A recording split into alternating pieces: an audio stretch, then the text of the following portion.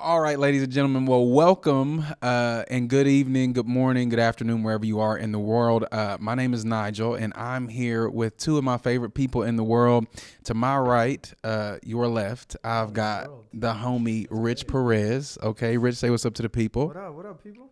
And to my left, your right, I have the lovely Alex Wolf here with us today from, well, I don't know if you want to give out your location or where you live in the world, but she's here with us, and we're in Atlanta, Georgia. We'll be long gone packed up by the time you know where we are. So we are here today to talk about mental health and healing.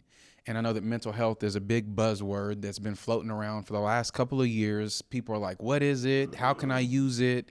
What's the context? Tonight, specifically, we want to speak directly to millennials and Generation Z and have a real honest conversation about formation and what it looks like to live a healthy lifestyle within the context of community, not in isolation, and how we can have these holistic, healthy practices that lead to us healing from the things that we're dealing with as a society and culture. If you live in the West, okay, in this crazy world we live in, but also how no matter where we are, whether that's like phase in life or geographic location across the world, how we can keep healthy practices that keep us grounded and healthy so our minds aren't going to the craziest of places. So let's go ladies first. I want to kick it to my left to Alex Wolf. Alex, I would intro you because I've got a million beautiful things to say, but I would love for you to kind of share any pertinent information that you feel is necessary about your background and who you are and why you're here with us today. All right. I'm Alex. I am born and raised in the deep South in Alabama, and that's where I live now. My background is in graphic design, and I, through a series of events that I'm not going to get into, have found myself working as a summer camp director at the most magical summer camp on earth called Hope Heals Camp. And it is a place where people with disabilities and their loved ones come to find belonging and belovedness for being exactly who they are. And that's what I do now. I spend my days doing that. And in the off season, I write content for that same organization. Special human being right here. It sounds beautiful what she's talking about. It's extremely all the more beautiful. And we'll be talking a little bit about that here in just a bit. But that is Alex Wolf, who's joined us number one. To my right, Rich Perez, the homie, man. Come on, man. Give me some love. It's so good to see you, man. I'm glad we're doing this. It's a little yeah. Yeah, man, Rich, there are so many things that I could say about you too, man. Just phenomenal artist, incredible teacher, filmmaker. I know those are a couple labels, but tell people who you are and what you're working on these days and what you're doing here. Yeah, so Rich Perez, born and raised in New York City, to Caribbean immigrants. And I share that because I think it'll probably come up at some point, throughout our conversation about mental health, having grown up under immigrant culture. But born and raised in New York City, recently transitioned to Atlanta with my wife and 2 kids. I've got a teenager, high schooler at the crib, and then we've got a 10-year-old beautiful girl. Been married for 15 years. And in my transition from New York to Atlanta, I transitioned careers. So I was doing a lot of public speaking, in the religious, ministry world, and am now in filmmaking. I love it. And so Atlanta has been good to our family, both emotionally, mentally, creatively. It's been good. So yeah, I love that. So these are the people making up this table right here this time that we're going to be talking together, and I'll simply be moderating the conversation. My name is Nigel. I work currently full-time for Preemptive Love, and in my work with Preemptive Love, I'm responsible for managing a program called Generation Peace. And for the last 2 years, we have been essentially developing content and programming for millennials and Generation Z. And that's looked anything like the directing and producing of documentary films to hosting a number of forums and events where we partner with people who have incredible expertise or just our everyday ordinary people with experience for really difficult topics, stuff surrounding LGBTQ plus related issues or socioeconomic empowerment or how to be anti-racist and identify our biases. If it's a hot button topic and it's affecting millennials or Gen Z, we're on it and we have talked about it. Additionally, outside of that, I'm an artist and an educator. And so I'm really excited to be here with you two as we talk about this idea of mental health and healing. I would like to first define mental health. Short answer, being healthy mentally. Yes, that sounds good. That's good. Sounds good. I think let's just. I think we're done there. here. I think let's start there. We can wrap this up. That's why we're here. But no, I think it's just such a nuanced topic, and it does affect all of our lives. And I think one of the primary pillars that help make up how healthy we can be mentally starts with community. A big issue affecting Generation Z and millennials today is isolation. Mm-hmm. That could be physical isolation, as in either I'm in a latchkey type of home where I'm coming and going, running, or being a digital native. I'm online, having experienced more than I am in reality. I've got Oculus, I'm in VR, I've got Instagram, I'm on social media, I got Meta. Like, we're more concerned with what our avatar looks like than we are about how we're appearing and presenting ourselves in reality.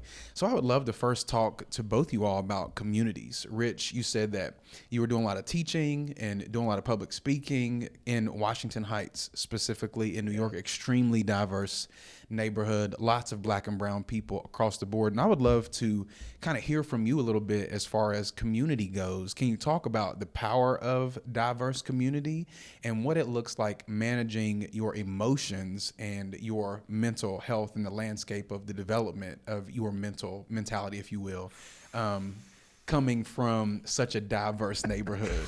I know it's a thick and dense question. Yeah, wow. This is Think Champs. Think Champs, ATL, episode 1. We're going right into it. I love it. In honor of that, no, it's just water. I love it. So, well, I guess a little bit about the context I grew up in. Right, I grew up in a small neighborhood. I mean, relatively, it's New York, so small is 350,000 people, right? I had 3,000 people in my hometown, by the way. Right. 3,000 people were probably just my floor in my apartment building. But grew up in a small neighborhood called Washington Heights, which is the northernmost part of the island of Manhattan. If you're not familiar with it, I'm sure you saw the movie In the Heights. Mm-hmm. It was about that neighborhood. But it is a primarily Caribbean immigrant community, and within that, it is predominantly Dominican. So folks from the Dominican Republic, which is what I am, my background. But oddly enough, it wasn't very diverse. Okay. It was mostly Dominican. Okay. You know? Yeah. So I grew up in an environment. So both my parents are immigrants from the Dominican Republic, and so I grew up in an environment that was heavily immigrant culture. So Spanish is my first language. While I lived in New York, I felt like I grew up on the island. Okay. And there are big differences for folks that grew up in the island, of course, and folks that grew up in more diaspora neighborhoods. But it wasn't very diverse. But I will say, you know, a lot of the work that I did prior to coming to Atlanta was, you know, my wife and I started a church in the neighborhood where I was born and raised. And that was really interesting because I didn't always know Jesus, right? And so folks were now trying to figure out what I was doing, you know, in the neighborhood where I was doing my dirt. I'm now doing some different kind of work, you know? Yeah. And so folks are like, wait, isn't that Rich? Man, I know what Rich used to do, you know? Like, this doesn't make no sense.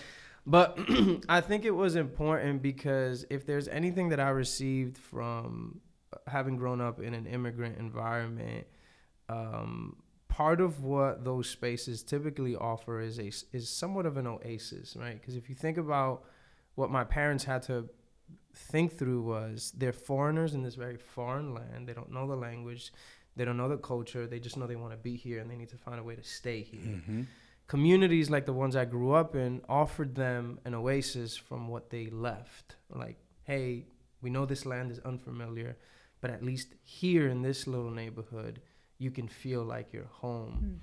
And I think that began to nurture a lot of community. I mean, like,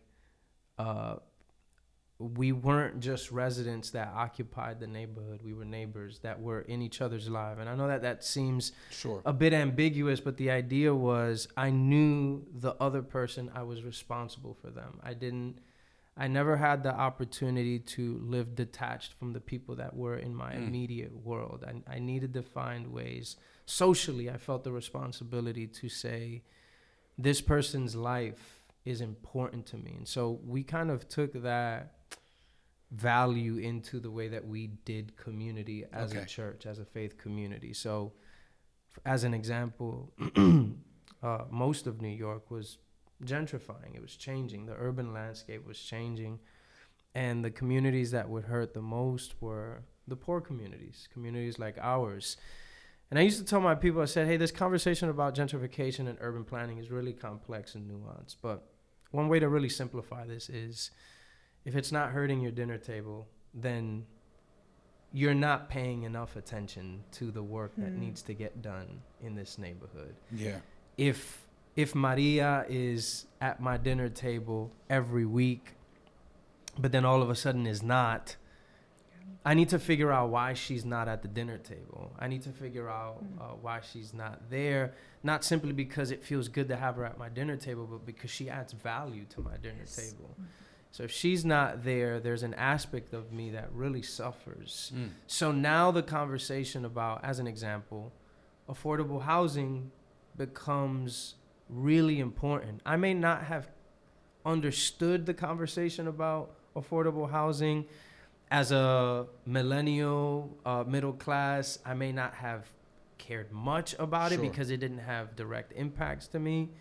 But because it's messing with my dinner table, and it's messing with the value that the dinner table had with a person like Maria, who was lower class, immigrant, now the conversation about urban planning and affordable housing means a whole lot to me. Yeah. Because having Maria at the crib meant something about the environment my kids grew up in. That's good. It meant something about the environment I was shaped by. And so I think that happens in a lot of places. But again, I think the oasis of Washington Heights, New York, and the inner cities in general offered that proximity and that kind of social responsibility. Like, these are not just residents. These are neighbors. This is family. And I say that loosely, but this is family that I need to think about how I can contribute to their being here and staying here. That's good. Yeah, some thoughts on that. So a couple things I think that I heard the most, being seen and being known. You're concerned about Maria being able to come and be at your table. That's right. And you can see in the community how her being isolated or affected by things that are happening outside are affecting her ability to connect with you and your family, which is a place where she feels included, and it's also a place where she feels safe. And as we're talking and having this conversation about mental health and healing, I would imagine that there's a drastic benefit to Maria showing up at your table, and there's also a mutual benefit that she receives by being invited and having a space created for her to be there. And so, wow, I think that's perspective right there. That really speaks to the power of community. Ms. Wolf, as we're talking about community, I've now been able to be a part of this incredible, beautiful, unique. There aren't enough words to describe how magical this community and this place that has been created is. I would love for you, because when we talk about diversity, especially now, it's normally in the workplace. It's, do we have enough equitable seats available at the table for people to come? And it's normally about complexion. It's normally about race. It's normally about ethnicity. But we don't often have the conversation about bodies. We don't often have the conversation about disembodiment. We don't have the conversation often, especially in corporate America or a lot of these other places, when we're talking about diversity and inclusion, accessibility. So I would love for you to kind of, in the same way that Rich did, talk about what your experience has been like having an extremely diverse community filled with people who are currently experiencing disabilities. and how that's been very formative for your understanding of being able to see people and know people in a different way. That's just a little more adjacent or kind of outside of the scope of what we're talking about normally when people are framing this conversation of diversity and inclusion, you know? 100%. So I get to work with thousands of people who are living with disabilities. And for us, that means any kind of disability. So that could be an intellectual disability, a physical disability, a chronic illness. And it's the great equalizer, right? Disability affects every type of person. I'll come a little closer.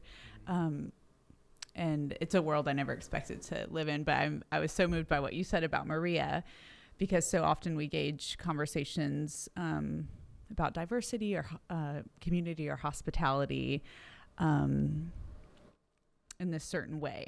But what I've learned is, much like you said, my table is better when people of different abilities are at that table.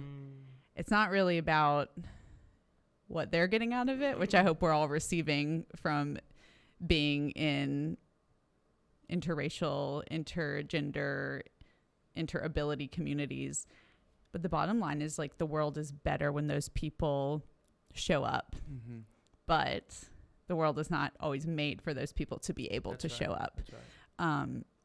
That therein lies the problem. So when Maria's not at the table, we need to figure out what's wrong with the world at that point. So that's what my job is, to get to figure out what we can change about our context to make it so that our friends with disabilities can get into the room, to be at the table, to make our table better and richer and deeper and more beautiful. So I love that. It's important. Yeah, it's absolutely. life-changing. Get you some friends with disabilities is all I have to say, because they are going to teach you about inherent dignity, about being beloved for being exactly who you are. No amendments, no changes, no updates. Like, you exist as a beloved being. It does not matter what value, I'm putting that in quotation marks, you add to the equation. You were born. You are here. And the world is better because of it. I love that. And you're born, you're here, and the world is better because of it. It's not a narrative that you're hearing a lot lately. No. And there is something powerful, it's not even the word to describe what it feels like to have that expressed to you, not just verbally, but also equitably whenever action is taken to help show you that. That's right. Yeah. And you use the word beloved. It's one of our favorite words, Alex and I. But specifically, I think because we talk about this idea that Dr. King presented about the beloved community. And the definition of the beloved community, in short, is essentially any community that is creating equality and eliminating injustice affecting particular peoples.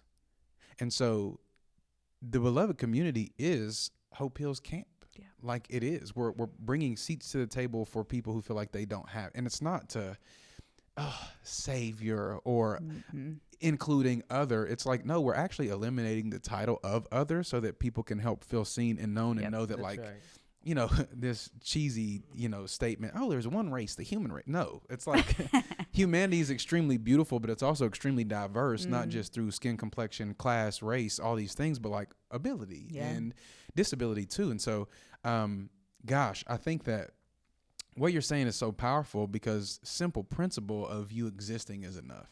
Yeah. And that's something that's extremely healing and motivating to know that you have friends and peers and colleagues, an entire community that believes and shares in that truth, not just in action, but also in deed. And so, or not just in word, but also in deed. And so we do need to see that lived out in action. Okay, let's pivot for a second and talk about lifestyle choices. Rich, you are a person of routine. You're a person of rhythm. You're a person who loves like being able to rest and being able to be. This is one of the reasons why I want to get both of y'all together. Both of y'all have a non-anxious presence about you. This is not no BS. This is real. Like, I love being in your presence. I love being in your presence because you are people who have a non-anxious presence. you know how to be still even when you're in motion, if you catch what I'm saying. You're both people who know how to be ridiculously present. I know when I'm having a conversation with you, and I know when I'm having a conversation with you that like you're right here and you're nowhere else. Because like you value me and you see me as a human and everyone else that you interact with. But a big part of having I feel like I'm screaming. Am I screaming? Okay. You're good. I think a big part of developing, because it's not innate for a lot of people. I would say there's a very small percentage of people who just innately have a non-anxious presence. It's normally something that you have to work at, and it often comes about by the way that you live your life, the routines that you have established, the boundaries that you set up, the way that you protect your peace is a great caveat to being present and being non-anxious in your presence for other people. So I would love to talk to you both, because I know that you both have some interesting routines and some habits that you keep. Rich, I love that you have a morning routine, and you also have a family.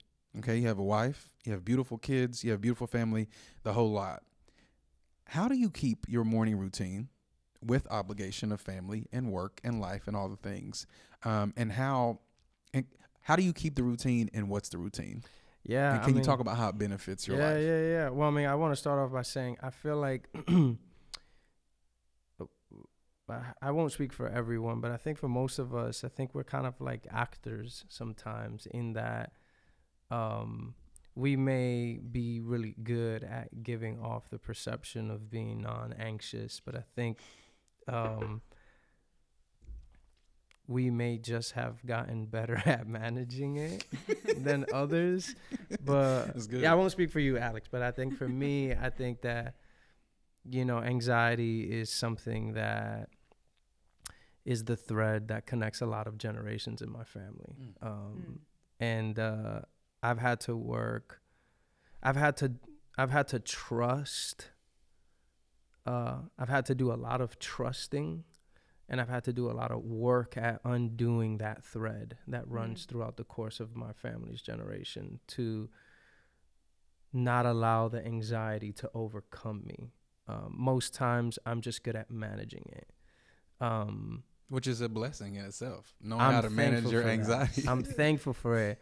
But truly, anxiety, for me at least, is always kind of crouching at the door. I think I've just been like, I know you're there. I'm not going to let it throw off my day. I've figured out ways to keep you at bay, kind of thing. But yes, morning routine has been big. 2020 was a really definitive year for our family. I had a bit of a emotional, mental crisis, hit a wall, and it started to affect me physically. I think I might have shared this before with you, Nigel, like that emotional crisis of carrying the organization that I was leading, trying to lead and love my family, be present with my 2 kids, as you mentioned, loving my wife. I think all of that kind of came to a screeching halt in 2020 when I had this emotional mental breakdown, and physically my body was reacting, like my anxiety was showing up in my abs, in my abdomen area, in my neck, in my throat, in my head. And I spent quite a number of nights in the ER just trying to figure out what was wrong with me, though the doctors would say, hey, you're totally fine, like your results are coming out fine. It was all kind of just living inside of me. But from that point forward, I mentioned that to say that I realized that my morning routine needed to really shift. I had a routine at that point, but it wasn't as I wasn't as diligent to protect it in that season. So that season really changed it. But yeah, man, I wake up at 6:30 in the morning because I realized early on, especially when we had kids. So I'm 38. I've got a 14-year-old and a 10-year-old. I've always been very ambitious about the things that I want to do, whether it's in ministry or film or whatever. And so I figured out early that I did not want to steal time away from my kids, so that if I was going to have to do something, I was going to have to do it when they were sleeping, because I didn't want to steal time away from them.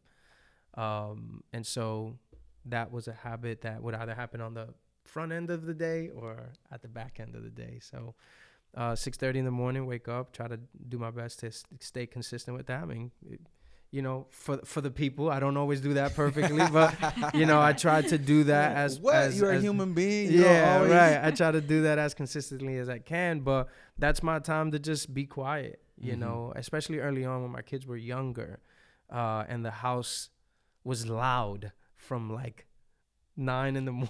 to 9 p.m.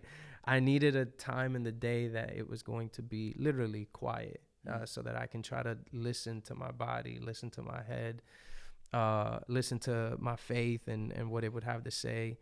And so that was a routine that was really a big part, 6:30 in the morning, reflecting, sitting in silence, journaling is huge for me because I'm very much a visual person. So I need to usually write things down.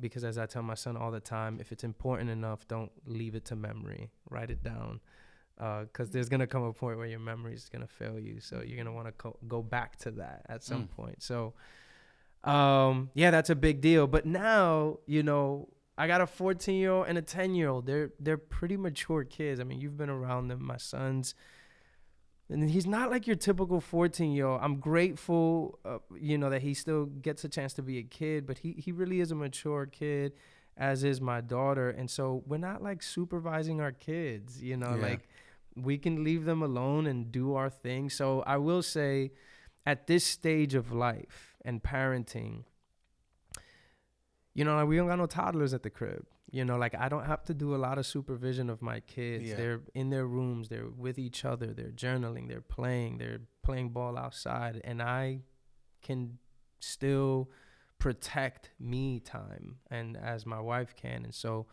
that's really big. But another part of that routine in the mornings is working out. I need movement. Great for your brain, movement. Great for your body. Brother, I need movement. So, I've been an athlete all through high school and college, played baseball in high school, basketball in college. I'll give you a bucket, though. Let's just be clear. Hey, listen, don't let this 40-year-old dude. Yo, man, listen, I still can move. I can still move, bro. I can still move. Don't sleep.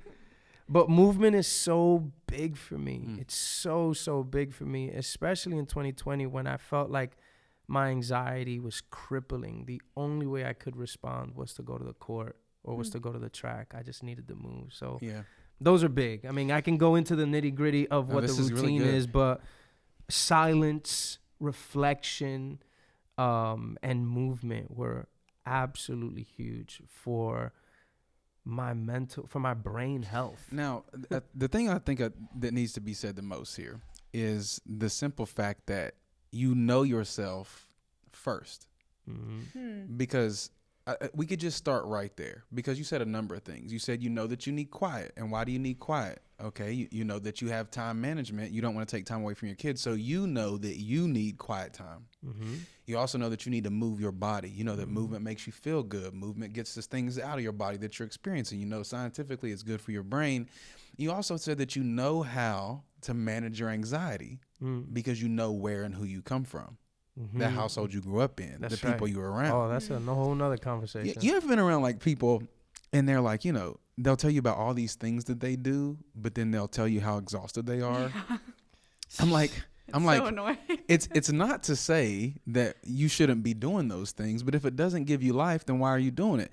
I would argue that a lot of people pursue activities and habits that don't fill them up off of the mere fact that they simply may not know themselves. Well, here's what I learned early on, and I think that's a very profound thought. I think here's what I learned early on in organizational leadership. I realized that burnout or hitting a wall, however you want to phrase it, exhaustion, doesn't happen oftentimes because you're doing a lot. I think burnout and exhaustion often happens when you're doing a lot and you don't know why. That's good. You know what I'm saying? Like, I could be doing a lot around the thing that I know I could be doing. Now, granted, that has also its limits and its shadows, and we can get into that. But when I know why I'm doing something and it's purposeful and meaningful and in line with why I think I'm in this universe, my place in the world, it's very difficult for me to feel exhausted by that. It's when I'm active and doing things that I really don't have a clue as to why I'm doing it. I love that. I'm exhausted by that. Yeah. You know what I'm saying? Great I recently heard the thought, are the things you're doing each day dissipating or accumulating? And if they accumulate, like it's leading to something, you know why you're doing it. If they're dissipating, it's activity without accomplishment. That's really good. And nothing will burn you out faster than doing stuff and realizing like you don't know why you're doing it. That's exactly right. That's not good for your mental health. Okay. Yes. All of this. Yeah. I'm so glad that this is the conversation that we're having. Alex, so, okay. You are also someone that you know yourself very well. You know what fills your cup. You know what you need. You know what takes away from your cup and slaps it over on the table. I want to talk about with you. So I know that you keep a habit every day to getting in 10,000 steps. Can you tell me maybe where that habit started, why it started, and what it has done for your mind and your heart over the course of, how long have you been doing it now? 2 years. It's a long time. Yeah. Okay. So just speak to that. This is just one singular habit. And I want to talk, because I know that you do other stuff. I know that you read a bunch of books and you travel and you've got other incredible entrepreneurial things that you do that. Anyway, I want to talk about the 10,000 steps, because as Rich talked about, movement is so important. Oh my gosh, yes. It's such a privilege too that we take for granted. Big time. We've become very sedentary, and I think that millennials and Gen Z specifically, we're so used to screens. Growing up as digital natives, we're not like, we all grew up in a generation where like, the bicycles in front of the crib, or the landline phones, you had to find out whose house we at tonight, and so it's so starkly different now. But I would love for you to tell me about this 10,000 steps that you get in every day, and the way that this habit is helping you form as a human. Yes. Okay. So we've all heard about 10,000 steps a day, like recommended for health.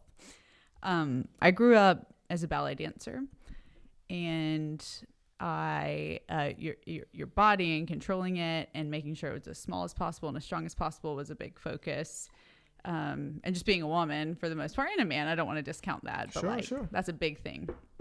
So after a journey with using exercise and movement to control myself, I realized that movement can actually free my mind, and movement can exist outside of performance.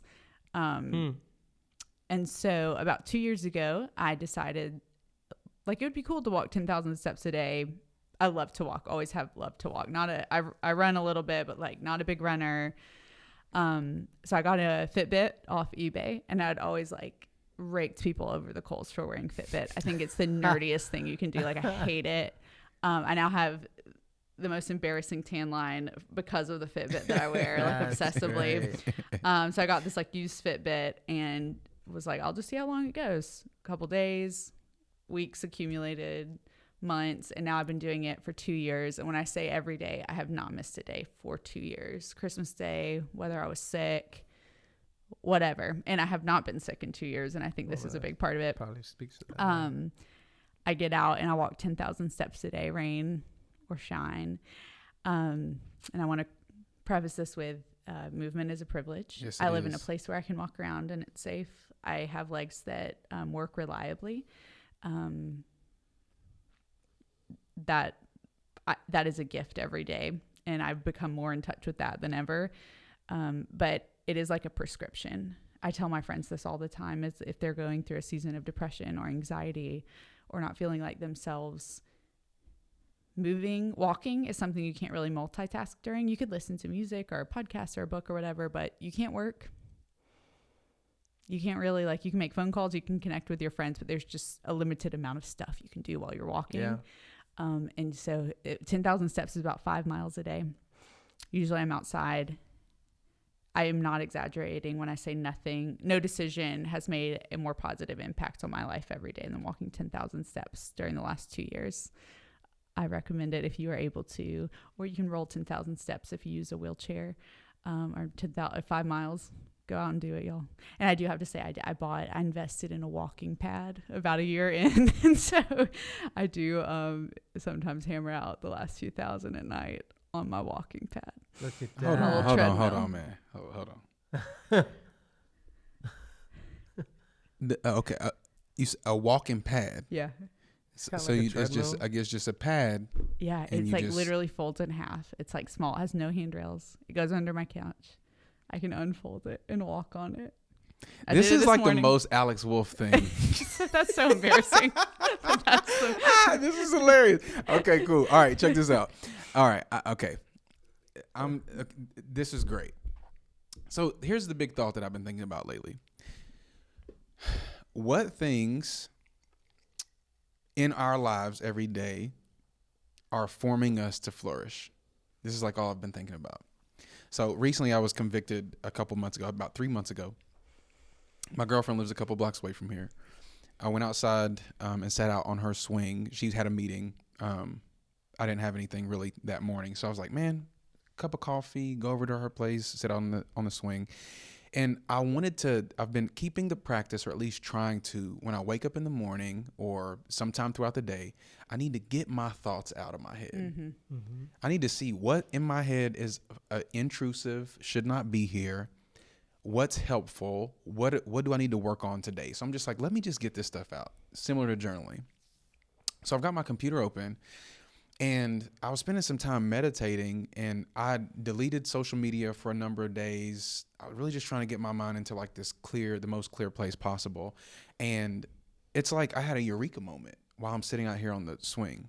And I started thinking about these things like micro habits and macro habits. Mm-hmm. And I was like, so I'm just trying to write my thoughts out. And then I was like, micro habits, it's like it just popped out of my fingers.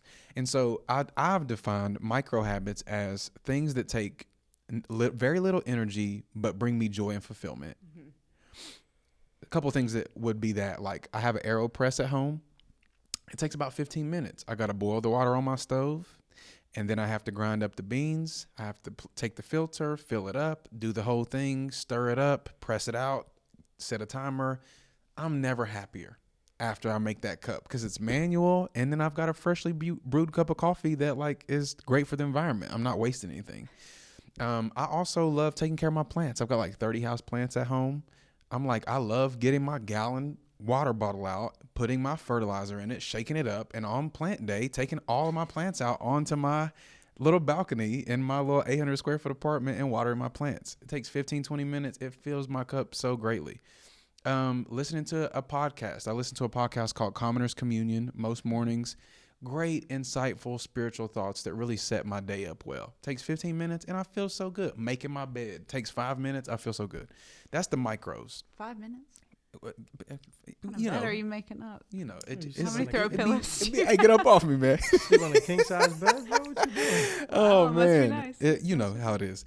And then macro habits are the other thing. So, what a larger scale require more energy. Mm-hmm. I know that I'll be a little tired after I do this thing, but I'm so glad that I did it. This right here would be something considered a macro. We're just people having a conversation like we would on the phone or at a coffee shop or at somebody's house. It requires you to be present, to be here and nowhere else for an extended amount of time. And like there's stimulation involved and thought involved and energy involved. Going on a long walk with no technology would be considered a macro habit. Like the big investments that still pay off, but it's just a bigger investment of time and energy. And so I literally created a full list of about 10 to 15 micro and macro habits that have really been serving me. And I'm like, man, additionally, on top of that, I was like, man, what are some things that are like energy drainers for me? Yeah. I'm like living in the past, upset about a decision that I made yesterday or a conversation that went sideways or mulling over an old part of like any of those little things that like take me away from being present and also drain my energy to fuel up some kind of emotion that make me feel not so good afterwards. I'm like, I need to be more mindful of what's going on in my mind, and these things taking shape daily. Micro habits getting done daily, that's like daily Sabbath. That's daily rest. That's daily rhythm and routine. It's going to ultimately lead to me being the best me possible when I'm doing my micros daily. And then a couple days out of the week, or maybe 1 or 2 days out of the week, I'm hitting the macros too. And so I love the fact that you're like, know yourself. I love the fact that you're like, I know myself. Here's what I need. Here's what I need. This is the way that things are forming me. And I think that as we think about this generation currently and the next generation to come, are we waking up like we were talking about before we started? Like, what's the first thing you do when you wake up in the morning? Yeah. Are you checking your phone? Are you going straight to the gram? See how many likes you got on that picture you posted yesterday, even though the algorithm is trash and you didn't get any likes at all, okay? Unless you sold your soul and you post every day. You know, like, you know, are you responding to the group chat every morning when you wake up, or are you taking some time to just be with you? Yeah. You know, do you know what you need? And knowing what you need, again, as we would argue, I'm speaking for the collective of us, is coming from simply knowing ourselves. And so, you know, yes. this is, if I can, please, this becomes, you can. Appreciate it. It becomes really interesting in parenting, because I feel like at 38, I'm settling into who I am just now, right? Right where my 20s was living out a version of myself that was true for that moment, but that I thought would be true forever, right? I feel like that's what I thought in my 20s, that I would be this way forever. And then in my 30s, you know, clarifying some of that, realizing, okay, this is not me. These are more who I am in this season. This is what I need to take into this next season. And now in my at 38 and, you know, kind of creeping up on 40s, I'm like, okay, I'm just now feeling comfortable in myself. And that is influenced by a lot of other things, kind of the spiritual world that I was part of and things that spiritual world told me about me that weren't true and things that I believed. But when it comes to parenting, you know, like I have my 14-year-old who's being a teenager, right? And such an adventurous stage of life where you're literally trying to find out who you are. One of the biggest challenges in parenting, as we talk about creating safe spaces, spaces of healing, spaces of welcome, spaces of beloved spaces, I realized that as a parent, one of the biggest most of my challenges with my teenager are due to one of two things. One, I expect them to behave like the adult versions of themselves with the same wisdom, insight, knowledge that it took me 20 years to discover. That's good. Right? And then the second one is I'm low-key not okay with them becoming something I'm not comfortable with. Most of our conflicts are because of those two things. He does something, says something, behaves in a certain way that I'm like, you should know better. Like, I know better. You should. Yeah. And it's like, yeah, dude, but it took you 20 years to discover the wisdom to know better or to do different, right? He's exploring. He's figuring it out. But I'm treating him like the adult version of him. Or, you know, in the social sciences, there's a phrase called enmeshment or family enmeshment, right? Where it's like, I'll give a simple example. It's like, you know, my son's getting ready to go to a party and he'll come out with his outfit and I'll say something like, you sure you want to wear that? You know, it's kind of like, that's not what I would wear. Sure. I'd rather you wear this, you know, kind of thing. Yeah. And the subtlety of that is you condition them to do what you want them to do, what you would have done if you were in their position. I say all that to say, in parenting, it's been such a gift. It's been really hard for raising a teenager, but it's been really a gift because it's forced me to really, really clarify what it means to create a safe space. Because I can't, if I want to raise a responsible human being, a kind, thoughtful, gentle human being, I cannot do things the way that it was done when I was growing up. As much as I love my parents, and I think they did an incredible job, every generation has deficits. And I do not want my son to feel like his behaviors are dictated by what I would want him to do and what makes dad comfortable. I want him to feel safe enough with me, soothed enough with me, secure enough with me to, in his exploring of who he is, say and do things that would have made me flinch or tense up or cringe, but know that he can do that because I want him to figure things out, and that I'm here to kind of serve as a guide, but never as a dictator. Mm-hmm. You know what I mean? And so I think that the dynamic of me knowing my rhythms, knowing what's good for me, that I've discovered over the last 20 plus years to be at this place at 38, it's hard not to project that onto my son. He needs to discover that. Now, he can learn from my journey.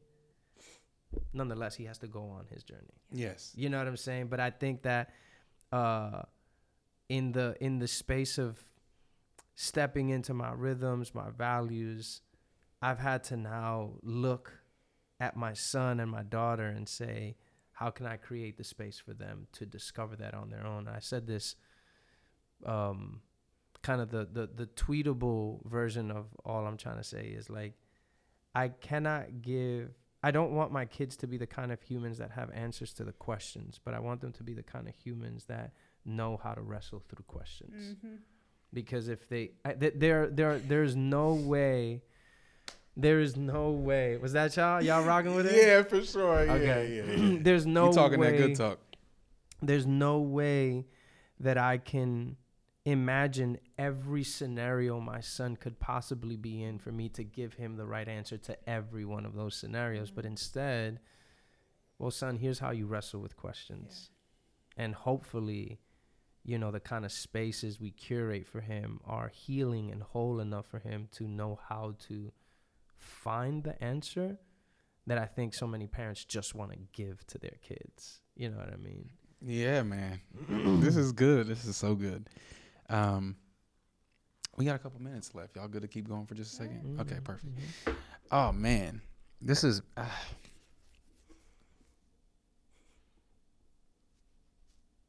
it's good to just let it breathe for a second. I feel like this, man, I wish everybody was having this conversation. I really do. Like, I get so sick and tired of getting, you know, news feeds sent to my phone through like a news app or being on social media and seeing like, you know, suicide skyrocketing. Yeah. And seeing isolation at drastic all-time highs. And I actually read a study recently.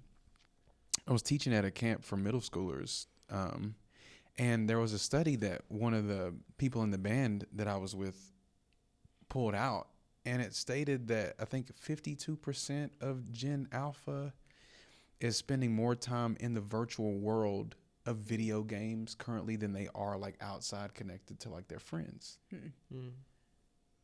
And I'm like, what world do we live in where I'm, you know? Well, in those worlds, they get to determine the demands of that world. Yeah. They get to curate. They control the environment. They control the environment.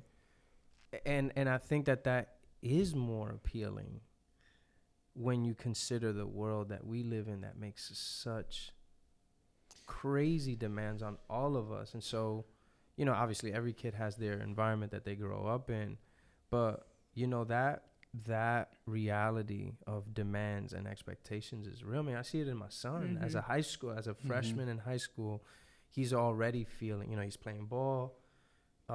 He's, you know, just a performance academically to try to, you know, to stay on the team. You know, all those demands become so overwhelming.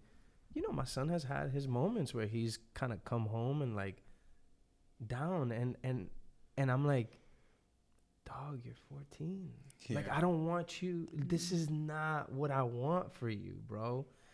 But some of it feels like it's out of our control because it's the world we live in. You know, that's why a lot of people say, well, you know, I'm going to homeschool my kids. Or, you know, they're not going to be part of teams. And you find different ways, parents find different ways to try to control what their kids experience. And it's really, I can sympathize as a parent because it's an attempt to not have their child deal with these overwhelming demands of culture. So I get that. But there's only so much that we can control. And I think that control could be could create a very disillusioned human being when they go out into the world, right? And they realize they don't have control of a lot of things. You know what I mean? So it's so much of that. But yeah, go for it. Isn't that what this whole conversation is about? The like our mental health is in crisis when we find the disparity between what we can control and what we can't control. That's it. And so we can do the thing where we try to control the environment, whether that means we're helicopter parents, or we are Gen Alpha that are lost in a virtual world, or we have our heads in our phones, or we dissociate, whatever. Or we can reach the place of living in healing, which means we come to peace with our circumstances and we are equipped and healthy enough to embrace them and to do our creative best within them. Yeah. And so I think that's probably the definition of mental health, is being able to do your creative best within your circumstances. That's really good. And that is not to say that we should not like push against injustice. We don't have to accept our circumstances when they are wrong. And there's a place within all of us that says this is wrong. This is not how the world is supposed to be. But then there are other circumstances where you're born into a context, or you have to interface with a reality that's not changing anytime soon. And being mentally healthy means I can embrace this and I can do my creative best within it to make good things happen from this unideal situation. And so, I think that's the disparity. I think you're spot on. Yeah. Part of what I'm hearing you say is, and here's something that I think has been part of my routine, so to speak. Especially post 2020 and all of like the burden and tragedy that we've all had to kind of like navigate and carry globally. Part of my mental health routine was giving myself not only the permission, but the space to be sad. Mm-hmm.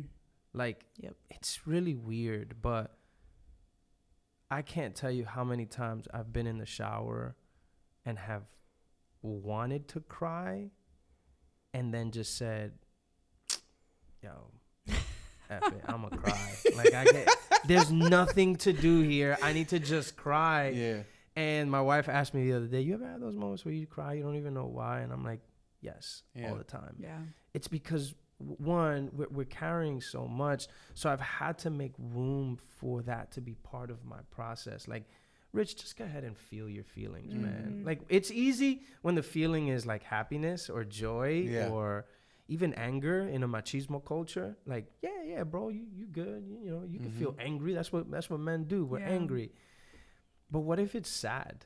What if it's sadness? Yeah. What if it's grief? It's not as pleasant to feel those things, especially in a culture that feels very patriarchal, very machismo. But I've had to, part of my process has to include, bro, just go ahead and cry. Just go ahead and shed some tears. And that's been so powerful. And to your point, Alex, that mourning or lamenting a situation or a feeling or an experience has then given me the sobriety that I've needed to determine, hey, do we need to do some justice work here? Yeah. After I've cried, what's making me cry? Yeah. What's motivating those tears? What's causing them? First, I need to just cry them, right? Yeah. Second, I need to determine why I'm crying them. And third, I need to determine if action needs to take place so that I don't cry them again if I don't have to cry them again. That's good. Right? That's the work of justice. Yep. The work of justice is when you give yourself the permission to cry about things that deserve to be cried about.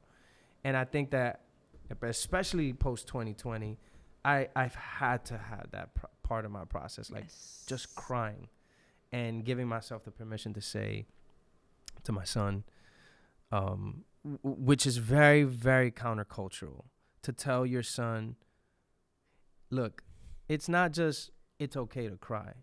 I think a lot of parents will say that now because being in touch with your emotion is kind of a trend right now, kind of in style. So it's not just enough to tell your kids, in this case, go ahead and feel your feelings or go ahead and cry. It's also equipping them with the tools to examine their feelings. Like, there was a season in my life as an adult where I had the capacity to tell you what I was feeling, but I did not have the capacity to examine what I was feeling in order to receive what my feelings were trying to give me. Yeah. And I think that many people know how to do the first one. Hey, I'm feeling sad. Hey, I'm feeling angry. Hey, I'm feeling hurt. But I think a desperate number of people do not know how to examine what they're feeling. No, interrogate to ask the feeling, what are you telling me? What do you need? What do you from me? want? Yeah. Like, what do you want to The give feeling me? is a guest. The feeling is not you. The feeling is a guest. And so many people lock the door instead of inviting the feeling in to say, hey, what do you need from me? And what can we talk about together so that you can leave? What gifts do so you can get out of here. You know, what gifts do you come bearing kind of thing? You know, totally. that's a really great image. Yeah, just incredible image. Perspective. So what is process? So Rich kind of explained his processing. What does processing look like for you? I think for me, the giving yourself permission to lament is really helpful. Sadness is not the enemy. Sadness can be an action. I think I grew up in an incredibly positive environment in which negative emotions weren't always welcome, and that's okay, because the older I get, the more I'm learning that's how my parents coped with their upbringings. That's right. Optimism was a tool and a weapon, a survival mechanism, I should say. And so as I've become an adult, I realized that lament is part of the Christian tradition, which I was raised in. Lamentations is an entire book of the Bible, right. like a holy book for so many people. That's right. That's right. Lament's not a rut. Lament is not a cop-out. Lament is an action that should be a point in the process to healing. And so it only becomes bad when we stay there, I think. And for some of us, that means staying there for decades. Maybe, that there's no timeline on it, except for hopefully you're moving through always, if only incrementally and microscopically. But I think welcoming feelings as a guest and asking what they have to give you is a really, really good thing.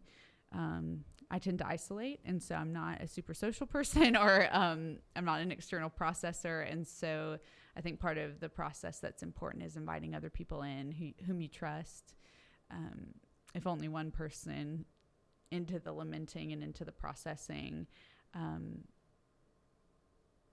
just like, for me, it's holding on to the stubborn belief, whether it feels founded or unfounded in the moment, that there are good things ahead. That's good. And I just believe that's the truth at a gut level. And I've not believed that at some points, and I've believed it in the wrong way at other points. That's good to say, though. I do not believe it as a Band-Aid or as a truism, as a platitude. I believe it just like at a guttural level, that we know when things are not the way that they are supposed to be. We all know that there is a way things are supposed to be, right? It's why we fight for justice. Yeah. It's why we fight, because we know the world could be a different way. The world could be made whole. And whatever language you have for that, could be you call it the kingdom of God. You could be that you call it paradise or utopia or whatever. I think all of us are inborn with that idea that there is something better out there for us.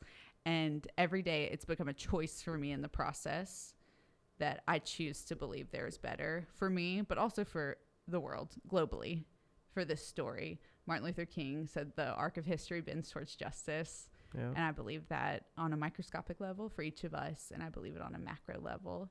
And man, if that's not something to wake up for, I don't know what else is. That's great. I love it. All right. 30 seconds, Rich. Tell the people. So we're getting ready to wrap.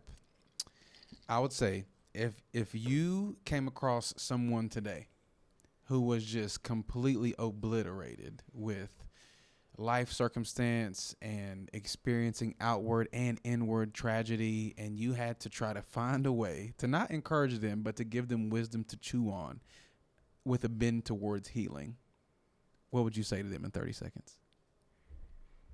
Well, I mean, I think I'd start by saying I'm sorry Yeah. that they're going through that. I think that may till the ground for whatever I may say next. So what I may say after that may vary, but definitely saying sorry and feeling their pain with them in as much as I can allows them to be seen, and I suddenly become a safe space for them because of that, so that whatever I say after, not that it doesn't matter, but it almost doesn't matter because I've said something to give them the permission to see me as safe and trust me. So I think I'd start by empathy and saying I'm sorry. Seeing leads to safety. Alex Wolf, let's say that you have found yourself in a situation with someone who now knows they're safe. So Rich tilled the ground. Now they've pinballed off of Rich and into you. And you have very little understanding for what it is that they're going through, but you can clearly see that there is something that's drastically affecting them. And they're coming to you and saying, Alex, I just need, where should I begin in my healing journey with this drastic thing that I'm holding? And you can only do it in 30 seconds. Okay. One of the best pieces of wisdom I ever got was the thought that no great story or novel or epic has ever lacked a crisis. And so understanding that crisis can lead to growth and to something more and to depth for us. And so that is not to say any of our problems are okay or to gloss over them, but to say there's something beyond to this for you. And I can believe it for you until you can believe it for yourself. I mean, come on, people. That's great. This is so good. That's great. Oh, man. Well, as we prepare to wrap our time up together, some things to carry with you. Seeing leads to safety. There are people out there all across the world right now who are experiencing drastic extremes that are affecting them emotionally, mentally, bodily, relationally, the entire gambit of humanity. They're experiencing that thing.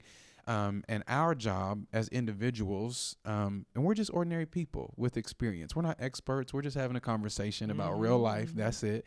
But I think some important things to pull from our time here together are that seeing leads to safety, that knowing yourself can potentially lead to providing for yourself the things that you need that fill your cup and not empty it. Environment is everything. The community that you are connected to comes with implications, both for the benefit and the unfortunate negative sometimes. Isolation is not always a bad thing, but isolation can lead to health in particular matters when you're trying to process things.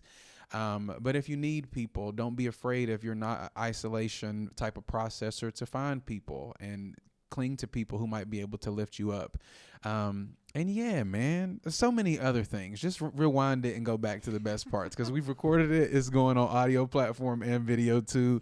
This has been a wonderful conversation, man. I'm so thankful for the both of you that y'all made time to do this and that we've been able to create something really beautiful.